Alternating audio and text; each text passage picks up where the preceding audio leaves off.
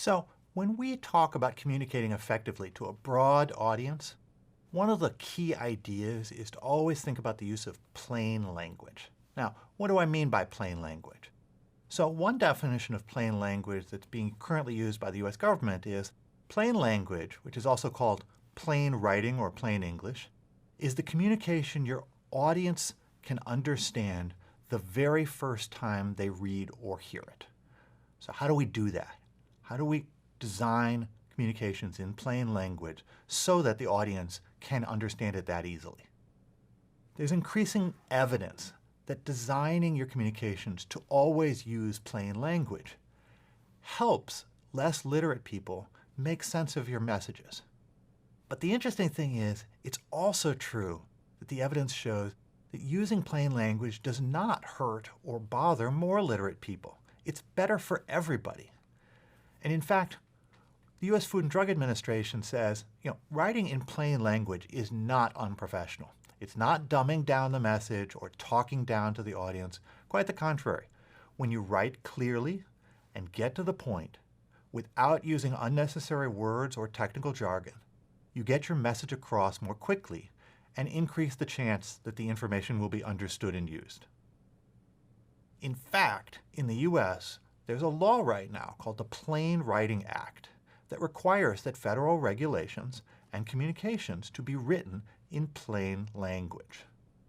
And in fact, there's a website called plainlanguage.gov that presents the law, presents the requirements of it, provides guidelines, helping training and examples to help you figure out how to write sometimes quite complicated ideas in clear, plain language. So what exactly is plain language? Well, there's a few things. One is, it's clear. Plain language is straightforward. And even that use of the word straightforward is not really plain language. A plain language way of saying that would be, it gets to the point. It's very simple and straightforward. And plain language makes 1 point per sentence. You don't have these long, flowery sentences that go on and have multiple different clauses. Plain language has 1 point per sentence. It breaks up the language into simpler chunks. Plain language is also easy to read in terms of the word choice. So plain language uses short, commonly used words, usually with few syllables, because that increases the chance that someone who may not have the broadest vocabulary can understand it.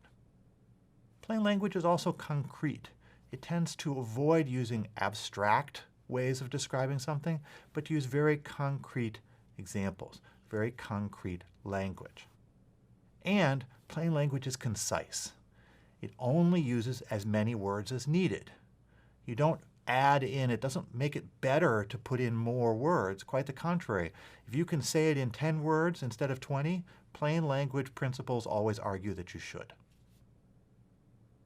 The key here is that plain language is audience targeted. What do I mean by that? Well, we always want to use commonly spoken words. But what words are common does in fact depend on the audience. Right? One audience may have one set of words that they commonly use, and another audience might have a different set. Now, we need sometimes to include large words or technical jargon. But the point here is that you only use those words if the audience that you're trying to reach needs to recognize them. For example, certain medical terms have to be included in health education. Why? Because let's say the doctor is going to use those terms, or you're going to receive test results that are going to include those terms. So people will need to see them and recognize them and understand them, so your communications may need to use them. However, you don't just use them. The goal with plain language is if you have to use jargon, also provide plain language translations of those terms. So for example, let's say you're going to receive a hemoglobin A1C test. Now that's a big term. People might not know what it means. But you could include a plain language translation of what hemoglobin A1C is, which is a test for the level of your blood sugars.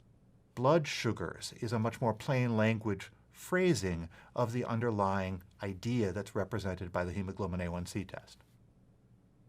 Now, there are some fun examples of extremely plain language. One that I happen to like is Randall Munroe's XKCD comic described the US Saturn V rocket, a obviously very complicated thing, using only the 1,000 most used words. He called it the Upgoer 5. Now, actually, my description there wasn't actually following his rules, because even the word 1,000 is not that common. And therefore, the image is described, and it's literally on the image, using the most common 1,000 words, because 10 and 100 are more commonly used in English than the word 1,000 is. When he published that comic, hundreds of scientists then took the challenge and have tried to describe their work using only the 1,000 most common words. And if you want to try this yourself, you can actually search for the Upgoer 5 editor. This was created by geneticist Theo Sanderson. And it's a website where you can put in your text, and it will flag any words that are not in that 1,000 most common word list. Now, this is obviously an extreme example of plain language. Real-world communications, especially science communications and health communications, often need a broader vocabulary. But it is a useful reminder of how easy it is to slip into using complicated words or jargon. Now, another tool I do want you to try and use is the dejargonizer, which is available at scienceandpublic.com. This is another tool where you can put or type or copy in text, and it highlights words that are not used very frequently. The dejargonizer also gives you a jargon score, and it's great for highlighting words that you might want to go through and think about converting into plain language, or potentially keep, but need to provide plain language definitions for. So my takeaway message here, plain language is always appropriate in communication design. Always, I mean that. Even when you're communicating scientist to scientist, saying what you need to say in fewer words is better than more words. Using concrete, simpler words encourages the audience to better understand what you're trying to get across. So always try to avoid unnecessarily long sentences. Avoid jargon, because jargon is always a potential for miscommunication. Get to the point. Especially in the context of communication, you don't want somebody trying to figure out, why are they telling me this? And be clear. Now, this is not an instantaneous skill. You have to practice this. And to do that, what you have to do is you have to take sentences and paragraphs and go through word by word to make them use plain language. It's literally the only way you can get better at this. But it's a skill that once you have it, will make your communications better able to be understood by a broad audience and even by the most scientifically sophisticated audiences better. And that's always your goal.